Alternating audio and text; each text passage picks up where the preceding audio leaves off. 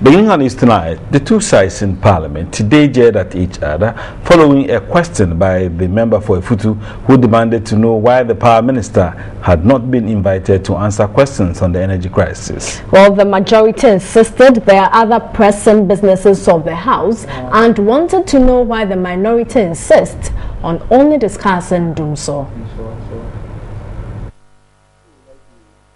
The two sides shouted at each other when the member for Efutu asked why the Power Minister had not been invited to brief the House on the energy crisis after the business of the House for next week had been presented by the majority leader. Mr. Speaker, it is in the public domain that Government of Ghana has signed an agreement for emergency supply of power to the value of 450 megawatts, which I think is very commendable.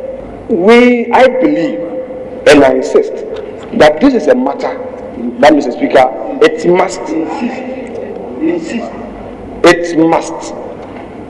by the mandatory provisions of the Constitution, be considered by this House. So that, Mr. Speaker, together as a House, we rally behind the government in relieving the people of this country of the burden of enduring this Dumsor. Honorable Deputy Majority Leader. Yes, I thought that my colleague was on a point of order. But, Mr. Speaker, seriously, the issue is raising at this stage. There are many ways he can come before this House. But, Mr. Speaker, I don't know the procedure in which he's bringing this thing up at this stage of our proceedings. Members then engaged each other in heated And, Mr. Speaker, I'm aware that a report was prepared and the report is to be cleared with the Speaker before it's laid in the House. I believe that the honourable member has asked for my directive or advice.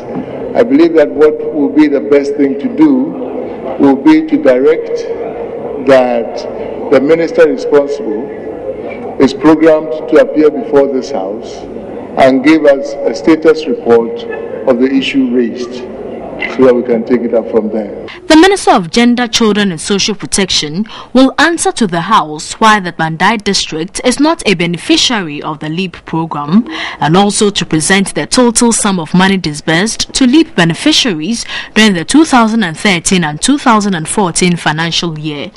The Ministries of Transport and Foreign Affairs will also appear before the House.